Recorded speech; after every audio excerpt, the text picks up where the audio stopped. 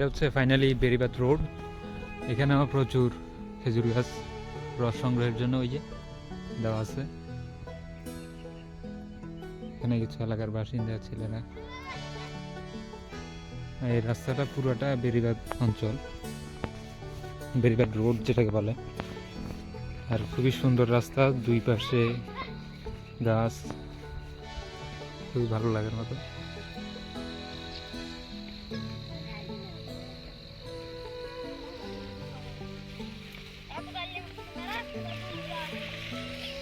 আর ওই যে দূরে সীতাকুণ্ডের পাহাড় দেখা যায়,